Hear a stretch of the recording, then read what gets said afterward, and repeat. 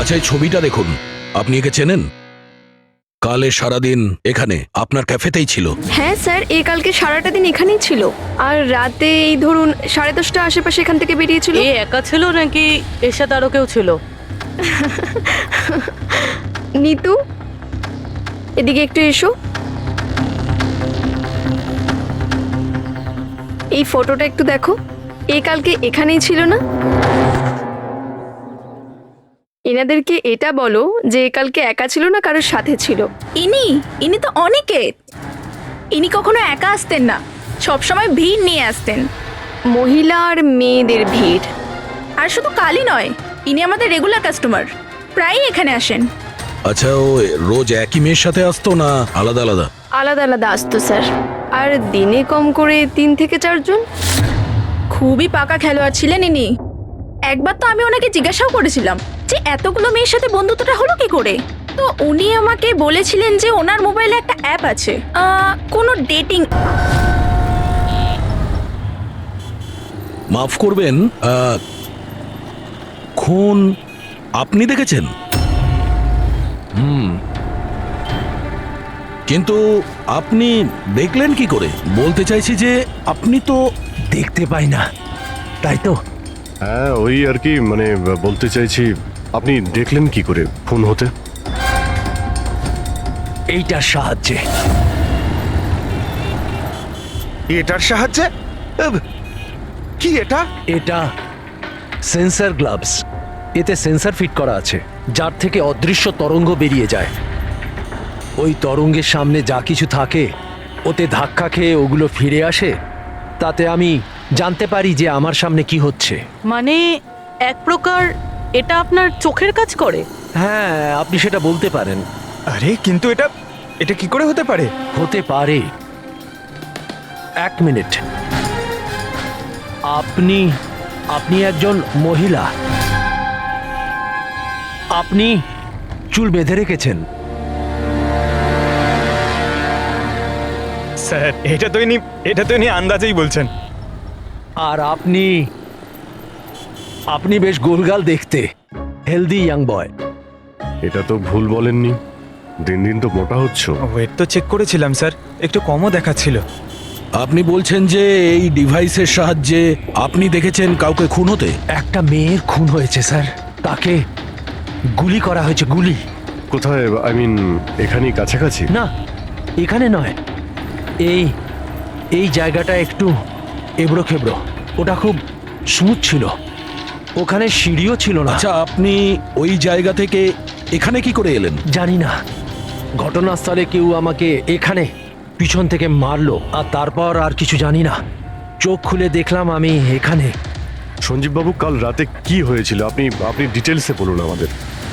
আসলে আমি কাজ থেকে ফিরছিলাম, আর তখন আমার অটোটা একটা সিগন্যালে দাঁড়ায়। হে হে ওদিকে কি? ওদিকে কি কি? আরে ভেতর থেকে তুমি একটা মেয়ের চিৎকার শুনতে পেলে না? মেয়ের চিৎকার? কি বলছেন কি আপনি? ও, বের বললো। কি বলছেনটা কি আরে আপনি? আচ্ছা নাও, এটা তুমি রাখো রাখো। ঘটনাস্থলে আমি যখন পৌঁছলাম তখন দেখলাম যে একটা ছেলে আর একটা মেয়ে ছিল। ছেলেটার হাতে পিস্তল ছিল, গান। দুজনে ঝগড়া করছিল, ধস্তাধস্তি হচ্ছিল। খুন করেছে পুলিশ। এই আরেকটা গুলি। ব্যাস, যখন আমার চোখ খুললো তখন ওই ছেলেগুলো আমার গ্লাভস চুরি করবার চেষ্টা করেছিল, আর আমি ওদের ধরে ফেলি।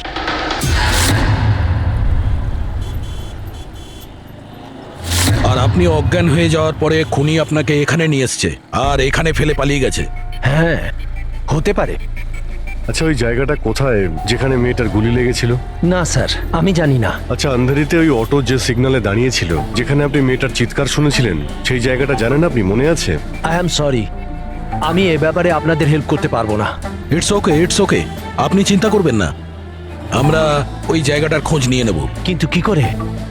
ওই অটো ড্রাইভারকে জিজ্ঞাসা করব। এত বড় শহরে ওই ড্রাইভারকে আপনি কোথায় খুঁজে পাবেন স্যার? পেয়ে যাব। ওদের নেটওয়ার্ক খুবই ফাস্ট, সারা শহরে ছড়িয়ে আছে, পেয়ে যাব। ওনার নাম ঠিকানা বা অন্য কিছু জানেন আপনি? ও ও টুপি পরেছিল আর পুরনো গান শুনছিল 90-এর দশকের। আর ওর অটোতে আগুন নেভানোর যন্ত্রও লাগানো ছিল। আর হ্যাঁ, ওর কথাবার্তা দেখে মনে হচ্ছিল ও উত্তর ভারতে থাকে। হ্যালো, কি উত্তর ভারতের লোক? পুরনো গান শোনে, আবার টুপিও পরে, আগুন নেভানোর যন্ত্রও আছে ওর অটোতে। ঠিক আছে, দেখছি।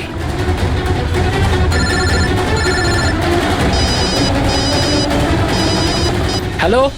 হ্যালো রাজু, হ্যাঁ ভাই। সিআইডি অফিসারেরা একজন অটো চালককে খুঁজছে যে টুপি পরে আর ওর গাড়িতে নাকি একটা আগুন নেভানোর যন্ত্র লাগানো আছে। টুপি ঋষিদ হবে ভাই। হ্যাঁ রাজু বল। ঋষিদ, কাল রাতে কি আন্ধেরির কোনো সিগনালে ছিলিস? হ্যাঁ ছিলাম তো, বল। ওখানে কোনো প্যাসেঞ্জার নেমেছিল নাকি? হ্যাঁ, কিন্তু ও তো অন্ধ ছিল। কি হয়েছে নাকি বল। আরে ওর সাথে একটা দুর্ঘটনা ঘটে গেছে।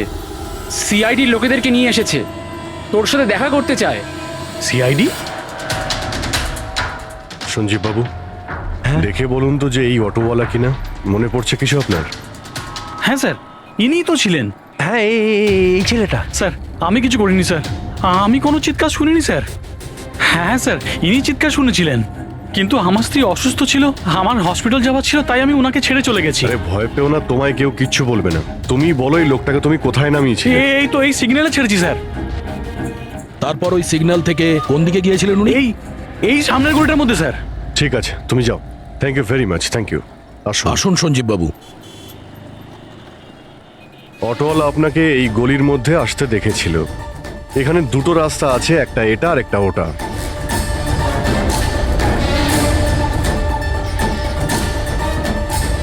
কিছু মনে পড়ছে আপনার কোথায় গিয়েছিলেন?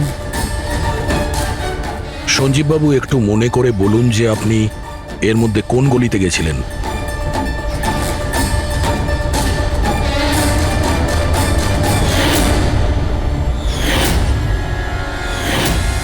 একটা পাখির মতো দেখতে মূর্তি ছিল। চলো আমরা এখান থেকে শুরু করি। সামনে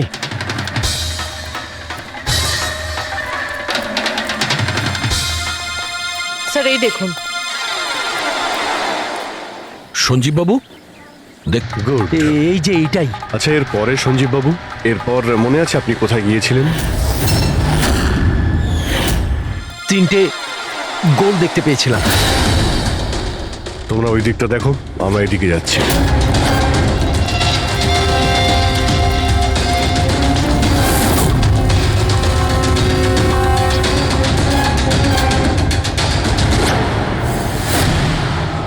স্যার,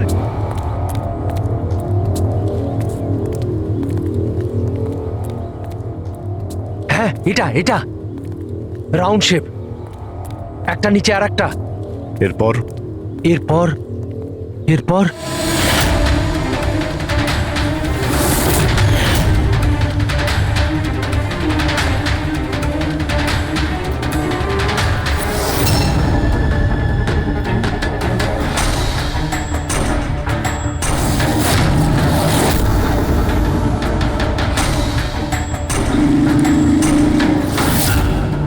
এদিকে এদিকে, এই যে। সাবধানে।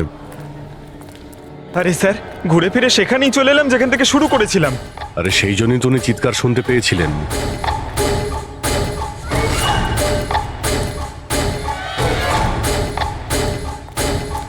স্যার, এই জায়গাটা একেবারে জনবসতির মাঝখানে, তাহলে গুলি চলার আওয়াজ কেউ শুনতে পাইনি কেন?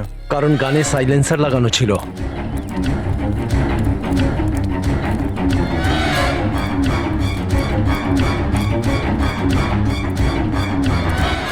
আসুন, একটা স্টেপ আছে, সাবধানে।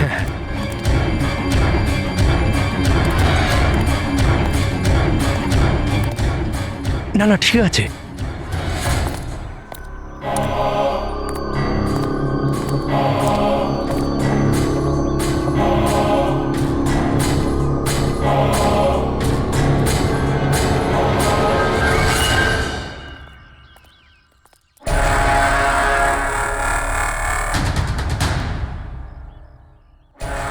কি হলো? আপনারা দাঁড়িয়ে পড়লেন কেন? কি আছে? লাশ পেলেন? সঞ্জীব বাবু, আপনি বলেছিলেন গুলিটা কোনো মেয়ের লেগেছিল। হ্যাঁ হ্যাঁ, মেয়ের গায়ে লেগেছিল। আমি তাকে ছুঁয়ে দেখেছিলাম। ওর গুলি লেগেছিল, রক্ত বেরোচ্ছিল। কেন বলুন, কি হয়েছে? লাশ এখানে আছে, কিন্তু কোনো মেয়ের নয়, কোনো ছেলের। কি?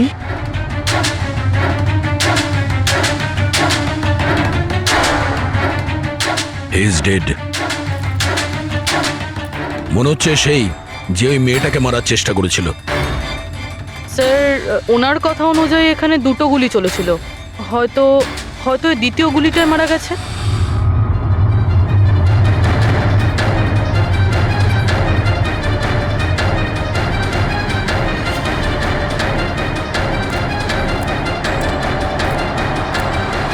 স্যার, স্যার এখানেও তো রক্ত পড়ে আছে। ওটা যদি ওর রক্ত না হয় তাহলে ওই মেয়েটার হতে পারে। গুলি তো ওর এখানেই লেগেছিল স্যার। যদি মেয়েটার এখানে গুলি লাগে তো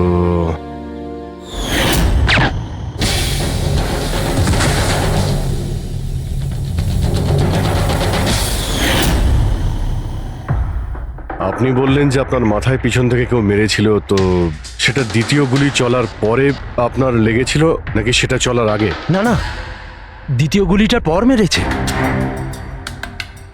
স্যার কি হচ্ছে এসব? কিছু বুঝতেই পারছি না। স্যার, রক্ত তো অনেক বেরিয়েছে। ওই মেয়েটা নিশ্চয়ই আহত। স্যার, না তো কোনো মোবাইল পেয়েছে, না ওয়ালেট, কোনো আইডেন্টিফিকেশন নেই। আর স্যার, ওর হাত আর আঙুলে যে চিহ্ন আছে সেগুলো দেখে মনে হচ্ছে কেউ যেন ঘড়ি আর আংটি চুরি করে নিয়েছে। আচ্ছা, এদের দুজনকে ছিনতাইয়ের উদ্দেশ্যে মারেনি তো? আগে এটা খোঁজ নিতে হবে যে মেয়েটা কোথায়। যদি আহত হয় কোনো হসপিটালে থাকবে, আর যদি মারা যায় তাহলে খুনি ও লাশ গুম করার চেষ্টায় রয়েছে। মিসিং পারসন ব্যুরোতে খোঁজ নিয়ে দেখো তো এর ব্যাপারে কিছু জানতে পারা যায় কিনা। বস, ক্রাইম স্পটে ওই জায়গাতে মাটির ওপর যে রক্ত পাওয়া গেছিল, ডিএনএ টেস্ট অনুসারে ওই রক্তটা কোনো মেয়ের। আসলে এই মেয়েটা ওই সময় ওখানে উপস্থিত ছিল না যখন তোমরা গেছিলে, কিন্তু ক্রাইম যখন হয়েছিল তখন ওই মেয়েটা নিশ্চয়ই ওখানে ছিল। আর স্যার, দুর্ঘটনার সময় রাত 11টা থেকে 1টার মধ্যে। ঠিকই তো আছে, সঞ্জীবও তো ওই সময় ছিল 11:30 নাগাদ। হ্যাঁ স্যার, আর সঞ্জীব বাবুকে অজ্ঞান অবস্থায় সেখানে রেখে দেয় যেখান থেকে আমরা ওনাকে পাই। আরো একটা কথা স্যার, দুটো গুলি চলেছিল। মেয়েটার গুলি লেগেছিল আর ও ওখানেই অজ্ঞান হয়ে পড়ে গেছিল সঞ্জীব বাবুর কাছেই। তারপরে স্যার দ্বিতীয় গুলিটা করা হয়েছিল যেটা ছেলেটার লেগেছিল। তার মানে সঞ্জীব বাবু ছাড়াও ওখানে আর কেউ ছিল যে ওই আহত মেয়েটাকে ওখান থেকে নিয়ে গিয়েছিল আর সঞ্জীব বাবুকে ওই ফুটপাতে ফেলে গেছিল। স্যার, আমি আশেপাশের এলাকায় খোঁজ নিয়েছি। ওখানে কেউই কোনো ছেলে এবং মেয়েকে আসতে বা কোনো আহত মেয়েকে ওখান থেকে যেতে দেখেনি।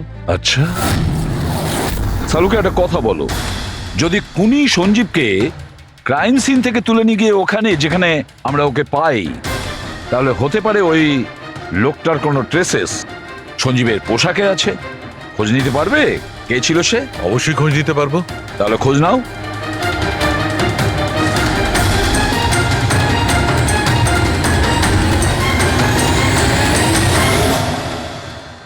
স্যার, লাশ শনাক্ত করা গেছে।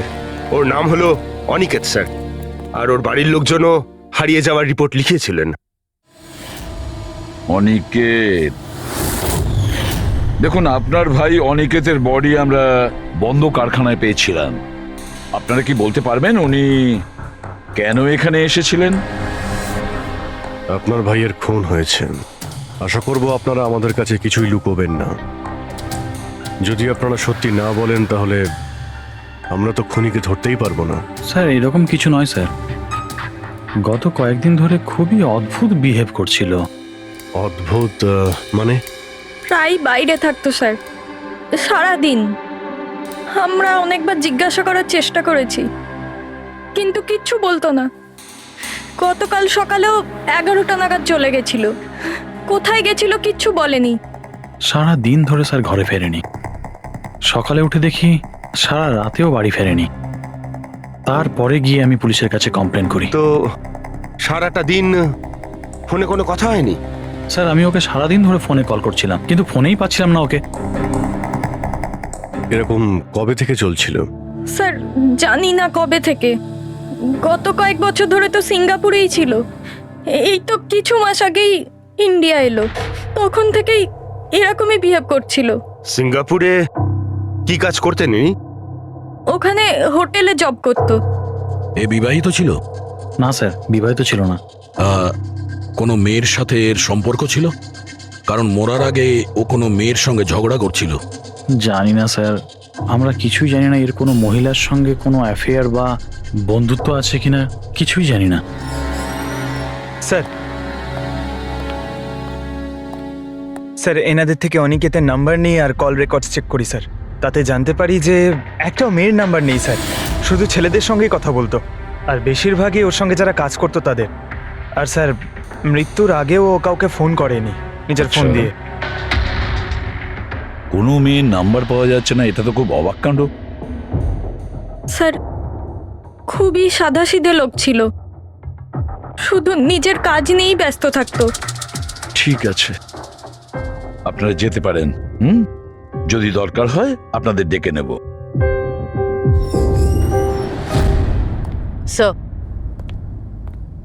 স্যার কালকে কারখানায় যাওয়ার আগে এই অনিকেত সারাদিন একই জায়গায় ছিল। কোন জায়গায়? Sir coffee shop. স্যার এর ক্রেডিট কার্ডের বিল থেকে এটা প্রমাণিত হয় যে এ সারাদিন ওই কফি শপে ওর ক্রেডিট কার্ড সোয়াইপ করেছিল। হ্যাঁ স্যার, ওর ফোনের লাস্ট লোকেশন ওই কফি শপই ছিল। কোন কফি শপ ছিল ওটা? Pillow coffee shop. যাও ওই পিলো কফি শপে আর খোঁজ নাও ও সারাদিন বসে কি করছিল। স্যার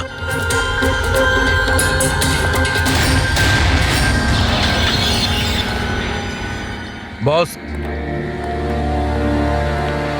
কি খবর নিয়ে এসেছো? এমন খবর এনেছি যেটা আমাদের কাছে খুব জরুরি। কি? এর পোশাকের মধ্যে আমি কয়েকটা আলাদা আলাদা ডিএনএ স্যাম্পল পেয়েছি। কিছু মানে? কিছু মানে 5 জন লোকের ডিএনএ স্যাম্পল পেয়েছি। 5? হ্যাঁ 5, আর এই 5 জনই মেয়ে। আর সঞ্জীবের জামা কাপড় থেকে আমরা 2 ধরনের ডিএনএ পেয়েছি, আর এই দুটো স্যাম্পল অনিকেতের জামা কাপড় থেকে পাওয়া স্যাম্পলের সঙ্গে ম্যাচ করে গেছে। মানে 5 জনের মধ্যে 2 জন যারা অনিকেতকে ছুঁয়েছিল, ওরা আবার সঞ্জীব বাবুকেও ছুঁয়েছিল। তার মানে অভিজিৎ, এই পুরো কাজটা দুটো মেয়েই করেছে।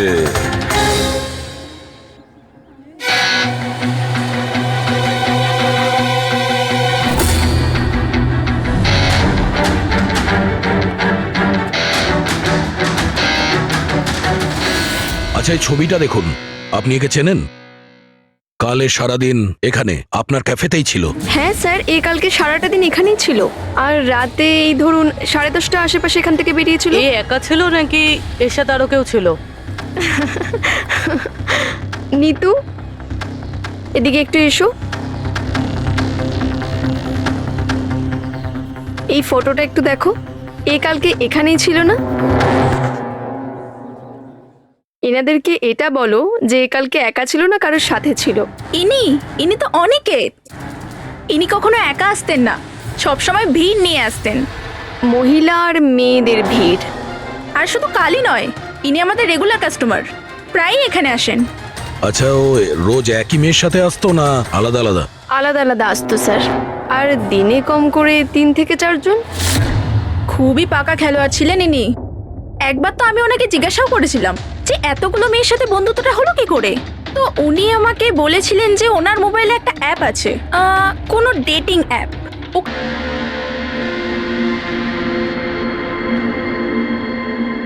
কিছু জানতে পেরেছো? হ্যাঁ স্যার, অনিকেতের ডেটিং অ্যাপের ব্যাপারে জানা গেছে। ওই অ্যাপটার নাম ম্যাচ আপ। Match up? এটা দুজনের সাথে বিয়ে দেওয়ার কোনো অ্যাপ নয় তো? হ্যাঁ স্যার, ওই রকমই কিছু, কিন্তু অনিকেত এই অ্যাপের ভুল ব্যবহার করেছে। ও এই অ্যাপের সাহায্যে এতগুলো মেয়ের সঙ্গে কন্ট্যাক্ট করেছে স্যার, আর ওদের সঙ্গে বন্ধুত্ব করেছে। আর মনে হচ্ছে বিয়েও কাউকেই করতে চায়নি, শুধুমাত্র টাইম পাস করছিল। এই অ্যাপে শুধুমাত্র চ্যাটিংই হয়, আর কারো নাম্বার এই অ্যাপে শো করে না স্যার। স্যার আমরা অ্যাপ ডেভেলপ কোম্পানি থেকে 4টে মেয়ের ব্যাপারে খোঁজ নিয়েছি, অনিকেত যাদের খুব টাচে ছিল, ইনফ্যাক্ট মার্ডার হওয়ার দিনও ওদের সঙ্গেও ক্যাফেতে দেখা করেছিল। পুরবি কথা বলছে। প্রথম মেয়েটা হলো মোনা। হ্যাঁ, আমি দেখা করেছিলাম ওনার সাথে কফি শপে এই 4টে নাগাদ। কফি খেয়েছিলাম আর একটু কথাও বলেছিলাম আমরা। তারপর আমাকে বেরোতে হলো, আমার কিছু আর্জেন্ট কাজ ছিল। স্যার এ বলছে যে কফি শপের পরে ও বিউটি পার্লারে গিয়েছিল আর ওখান থেকে একটা মুভির প্রিমিয়ারে। দ্বিতীয় জন হলো রূপালী। তাহলে বলো, তোমার কি বক্তব্য? ও অনেক দিন ধরে আমার পিছনে পড়েছিল, খালি বলতো দেখা করো দেখা করো। ভীষণই বোরিং ছিল, আই টেল ইউ। ওর সাথে 1 কাপ কফি যে আমি কিভাবে খেয়েছি, আর কফিটা শেষ হওয়ার সাথে সাথেই আমি ওখান থেকে বেরিয়ে গেছি। ও বলেছিল স্যার ও অনিকেতের সঙ্গে 6টার সময় দেখা করেছিল, আর তারপরও ফ্যামিলি ফাংশন অ্যাটেন্ড করতে আন্ধেরি গিয়েছিল। আর তৃতীয় অঞ্জু স্যার। ওর সাথে তো সময়টা বুঝতেই পারিনি। কত ভালো ভালো কথা বলতো, আপনি জানেন আমরা সেদিন কত কথা বললাম। হঠাৎ করে ও বললো ওকে কোথাও যেতে হবে। আমরা ডিসাইড করলাম যে আমরা আবার দেখা করব, আর তারপর চলে গেল। এই মেয়েটা কফি শপ থেকে বাইরে বেরই হয়নি। এর স্টেটমেন্ট অনুযায়ী ও কফি শপেই বসেছিল কফি শপ বন্ধ হওয়া পর্যন্ত, 12টা অবধি। স্যার এদের স্টেটমেন্ট আমরা ক্রস চেক করেছি, ঠিকই বলছে। স্যার সঞ্জীববাবু বলছেন কোনো মেয়ের গুলি লেগেছিল। এদের 3 জনকে চেক করা হলো, কিন্তু কোনো আঘাতের চিহ্ন নেই। তোমরা তো 4টে মেয়ের কথা বলেছিলে, তাহলে চতুর্থ মেয়েটি গেল কোথায়? স্যার 4 নম্বর মেয়েটা হলো এরিকা। আমরা এই অ্যাপের সাহায্যে ওর সঙ্গে কন্ট্যাক্ট করার চেষ্টা করেছিলাম, কিন্তু ও কোনো রেসপন্স করেনি। তাহলে এক কাজ করো, ওই মেয়েটার সঙ্গে গিয়ে দেখা করো।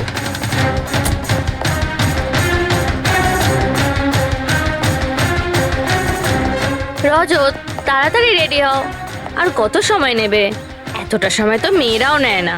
আসছি বাবা, জাস্ট 2 মিনিট। Excuse me. হ্যাঁ বলুন, কাকে চাই? এরিকা।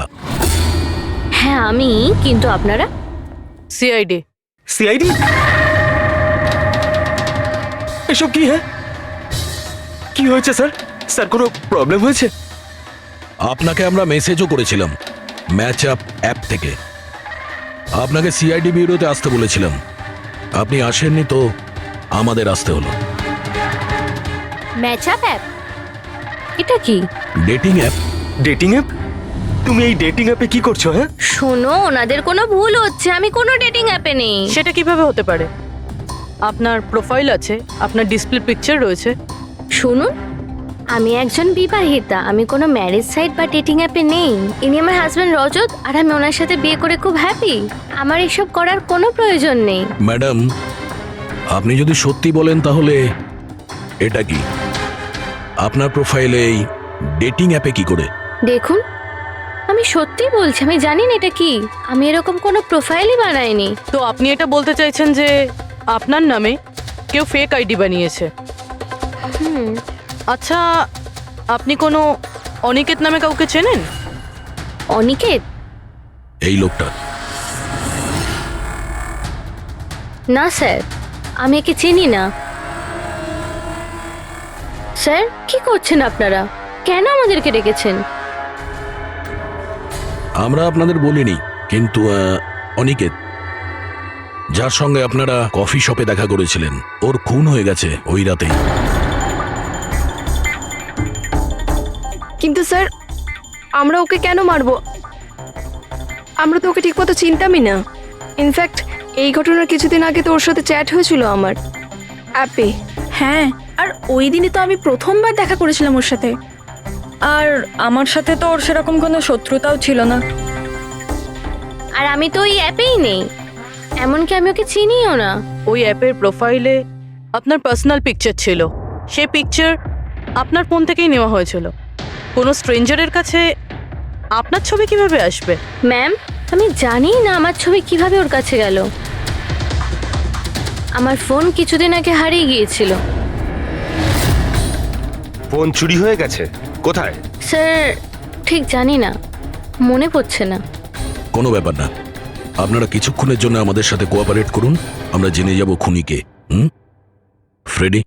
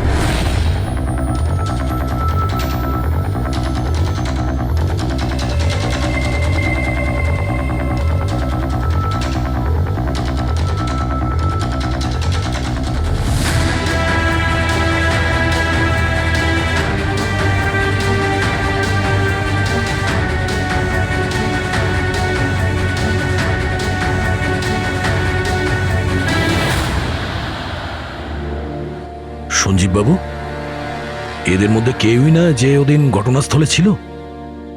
এদের মধ্যে কেউ নয়। ঠিক আছে, আপাতত আপনারা যেতে পারেন। Thank you.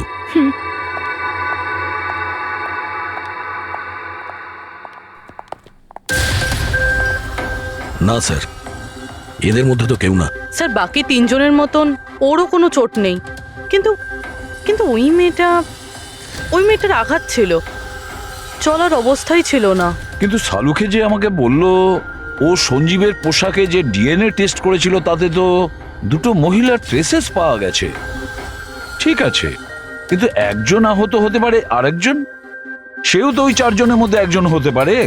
স্যার এই চারজনের জল খাওয়ার গ্লাসগুলো ফরেন্সিকে পাঠিয়ে দিয়েছি, রিপোর্ট আসবে। স্যার, হ্যাঁ স্যার ওই দুটো মেয়ের ডিএনএ এই চারজনের সঙ্গে ম্যাচ করেনি। কি ম্যাচ হচ্ছে না? তাহলে মেয়ে দুটোকে পাবো কি করে? এক মিনিট। কি হলো সঞ্জীব?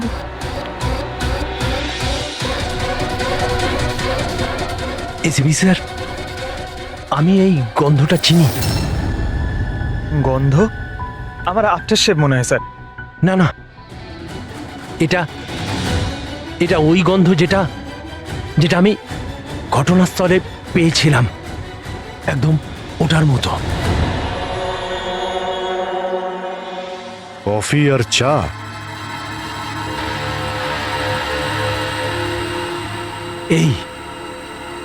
এই গন্ধটা ঘটনাস্থলে, এই গন্ধটাই ছিল।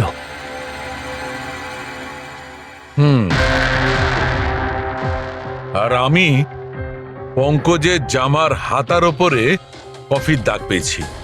হ্যাঁ স্যার, ওই সকালে কফি বানাচ্ছিলাম না, তাই একটু পড়ে গেছিল।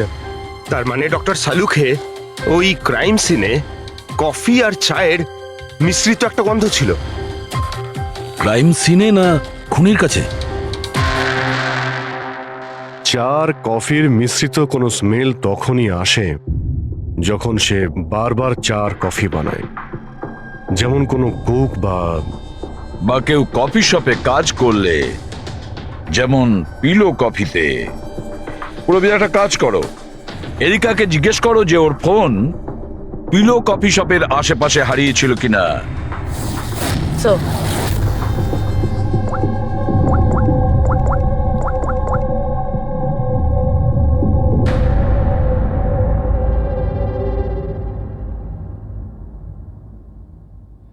স্যার হ্যাঁ স্যার ওনার ফোন ওখানেই হারিয়েছিল, ওই কফি শপে।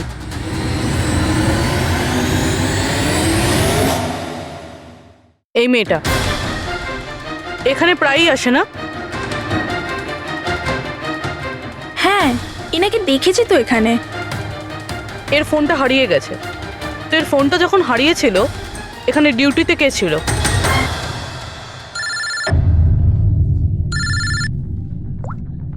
হ্যালো, হ্যাঁ ফ্রেডি। ও গুড, ঠিক আছে, আমরা এক্ষুনি ওখানে পৌঁছচ্ছি। পুরবি, স্যার ফ্রেডির ফোন ছিল, ওই হসপিটালটার খোঁজ পাওয়া গেছে যেখানে ওই আহত মেয়েটা ভর্তি আছে। স্যার ওই মহিলাই যে অনিকেতের খুন করেছিল? হ্যাঁ ওই মেয়েটা, আমাদের এক্ষুনি ওখানে যেতে হবে। স্যার আমাদের এখন বেরোতে হবে, কিন্তু যতক্ষণ অবধি জিজ্ঞাসাবাদ কমপ্লিট না হচ্ছে কেউ কফি শপ থেকে বেরোবে না।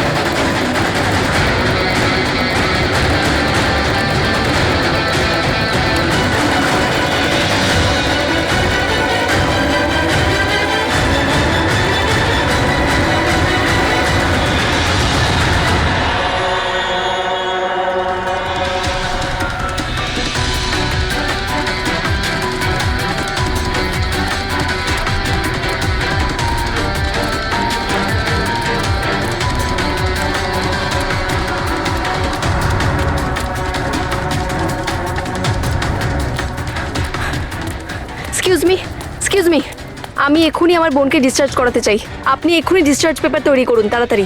ডিসচার্জ? কিন্তু উনি তো এখনো কোমায়। দেখুন, আমার এসব জেনে কোনো কাজ নেই, আমাদের এক্ষুনি এখান থেকে বেরোতে হবে। আপনি তাড়াতাড়ি করুন প্লিজ। এভাবে কি করে ডিসচার্জ করে দিই? ওনার প্রাণের থেকেও কি এমন বেশি জরুরি? দেখুন, আমার এত তর্ক করার কোনো সময় নেই, আপনি আমার সঙ্গে তর্ক করবেন না। তাড়াতাড়ি করুন প্লিজ, যেটা বললাম সেটা করুন।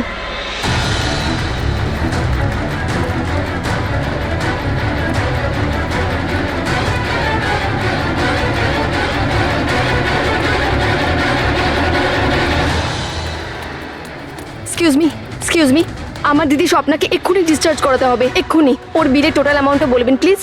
Excuse me. মনে হয় খুব তাড়া আছে তোমার।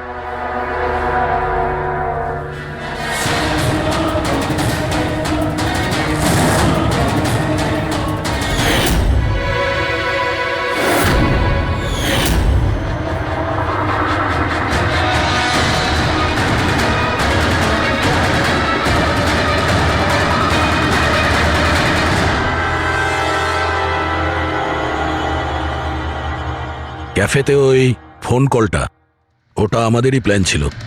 আমরা এটাই দেখতে চাইছিলাম যে ওই আহত মেয়েটার মিথ্যে খবরের জালে কে ফাঁসে।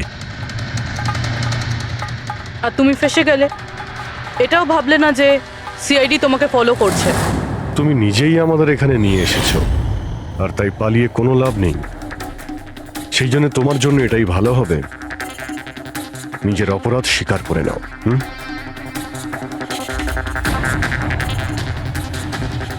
অনিকেত আমার দিদিকে জীবন্ত অবস্থাতে মেরে ফেলেছিল।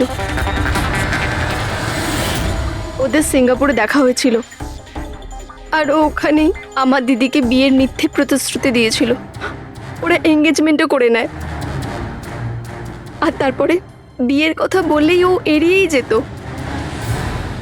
আমার দিদি যখনই বিয়ের ডেট ফিক্স করার কোনো কথা তুলতো, তখন সবসময় কোনো না কোনো অজুহাত দিতে শুরু করতো। আর এই ধরুন 6 মাস আগে ও বলল যে ওর মা নাকি খুব অসুস্থ, আর ওর মায়ের চিকিৎসার জন্য টাকার দরকার। আর আমার দিদি নিজের জীবনের সব সেভিংসটা দিয়ে দিয়েছিল। আর ও বলল যে ও সিঙ্গাপুর থেকে ফিরে এসেই আমার দিদিকে বিয়ে করবে। আর টাকা পয়সা নিয়ে অনিকেত সিঙ্গাপুর থেকে মুম্বাই আসে।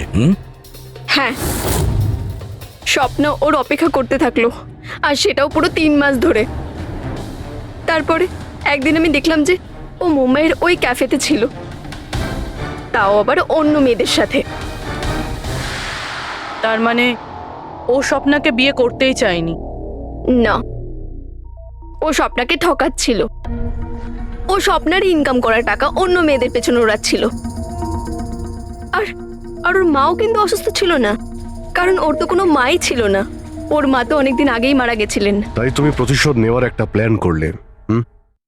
স্বপ্না তো আমার কোনো কথা বিশ্বাস করতে চাইতোই না। ওর ভালোবাসায় অন্ধ হয়ে গেছিল।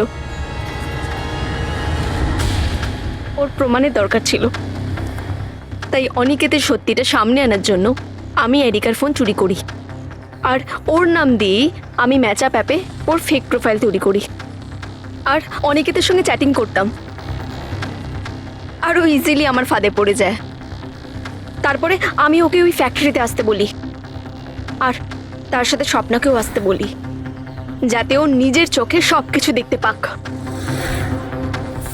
কিন্তু ওই দিন যখন আমি ওখানে গেছিলাম, তখন আমি দেখলাম যে... এটা কি করছো তুমি? হিসেবটা শেষ করে দিচ্ছি। তুমি আমার সাথে যা করেছো তারই শাস্তি এটা। আমি সব জানি তুমি আমার টাকা কোথায় কোথায় খরচ করেছো, আর কত মেয়ের জীবন তুমি নষ্ট করবে। Aniket, please drop the gun. Aniket please, টাকা চাই তোর। তুমি এটা কি করছো? বেরো এখান থেকে, চুপচাপ বেরো এখান থেকে। আরে ছাড়ো ওকে, ছেড়ে দাও। ওকে বললাম না বেরো এখান থেকে।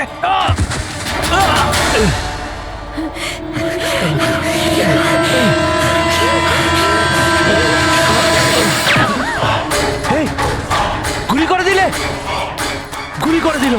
হ্যাঁ, খুন খুন করে দিয়েছে পুলিশ।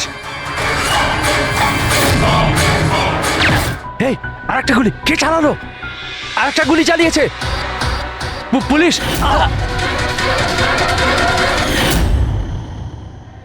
তুমি জানো, অনিকেতের লাশ পর্যন্ত আমাদের ওই সঞ্জীব বাবু পৌঁছে দিয়েছিলেন। উনি দেখতে পান না, কিন্তু ওনার ওই সংবেদনশীল দস্তানা, সেন্সিটিভ গ্লাভস, চোখের থেকে কম না। প্রতিশোধ নেওয়ার জন্য তুমি অনিকেতকে খুনই করে দিলে, কিন্তু এখন তো সারা জীবন জেলেই কাটবে। আর তোমার বোন স্বপ্না, যার জন্য তুমি এই সব করলে, সে তো আগে থেকেই কোমাতে রয়েছে। আর যেদিনও কোমা থেকে ঠিক হবে সেদিন তোমার কাছেই যাবে, জেলের গড়া